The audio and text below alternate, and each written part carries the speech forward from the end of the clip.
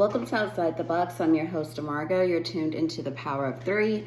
I know you all are familiar with the 1996 cult classic, The Craft. That's when the four witches, Nancy, who thought she was the leader and the most powerful, and then, of course, her other two minions, Bonnie and Rochelle. It wasn't until Sarah arrived that the circle was complete: earth, air, fire, and water. And to top it off, of course, Sarah was a natural witch, so because of her natural powers, that it probably wouldn't even been possible for them to do whatever it is that they were doing. So most likely the number 3 was just the number 3 until the infamous chant, the power of 3, let them see, let them see. Now remember, the girls were using their newfound power for personal gain and malicious activities. So we have Rochelle, who wanted to get even with her swim rivalry, who would constantly taunt her in the locker room about her biracial curly hair and making many racial comments. And then, of course, there is Bonnie, who had the skin problem. So when she got her skin all cleared up, remember, she was dressing more provocative and showing off her skin because she had been hiding herself for so long, right? And then we have Nancy, who, of course, didn't want to be trailer trash anymore. So remember, she kills her stepfather and they end up getting the insurance money.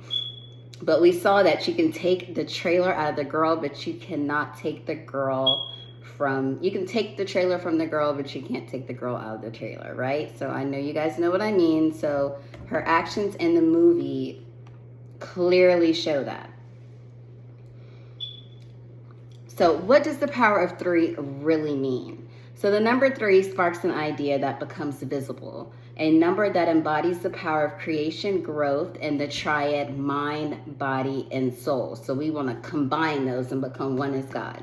Mind, body, soul, get ready, set, go. All these things, it's okay, so you have this mental picture in your head about what it is that you want to do. So then you get all your resources together or whatever it is that you need to go, and then you implement it and you do the best that you can to do that. So, or just being confident and happy with yourself, whatever it is that you're doing, that's becoming one. So in theory, to become a visionary, to clearly see what needs to be done or what one wants to be done, depending on the practitioner. So in The Craft, they were okay, so first of all, they're children. So they're okay, we're doing this thing for fun. We're witches, we're this, we're that. And then that's when a natural witch comes in. So they begin showing them things. Stuff bad starts to happen because they didn't obtain any balance. That wasn't with sacrificial gifts or releasing the birds or cutting the goat's head off or whatever people do to do their sacrifices. That's not what they meant. They meant in their personal lives, and they obviously didn't have any balance. They were clearly selfish. So for the number 3, the number 3 is considered the perfect number of harmony, wisdom, and understanding. So for centuries, 3 has been considered the magic number, a representation of completion. And in many cultures, 3 is seen as a sacred number and often used in religious and mythological symbolism.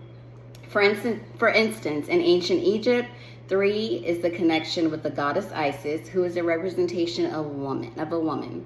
And you can say this is a stereotypical representation of a woman, or femininity, daughter, wife, mother.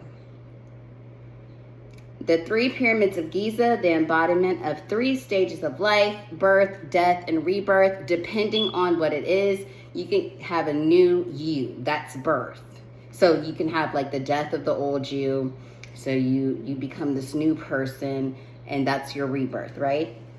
Or literally birth, death, and rebirth spiritually.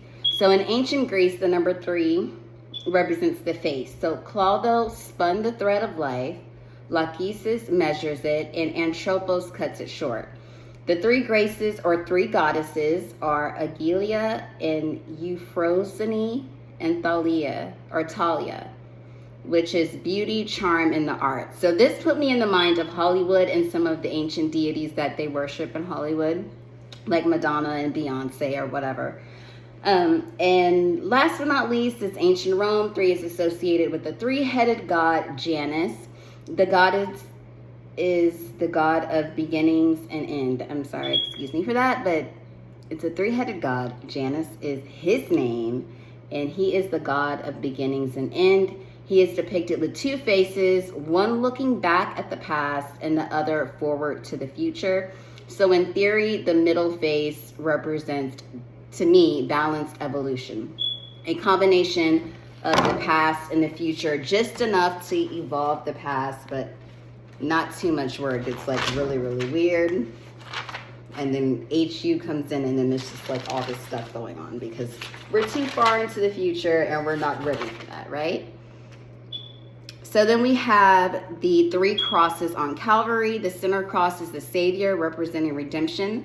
The second cross is the repentant sinner, represents grace and salvation. And the third is the unrepentant sinner, and that represents rebellion. Of course, we have the third eye, which is the spiritual awakening and inner wisdom. Again, that's becoming one with God. As one, completion, however you want to put it, becoming one with God, as I just explained, mind, body, and spirit.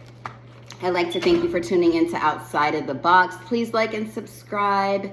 Please stay safe and informed.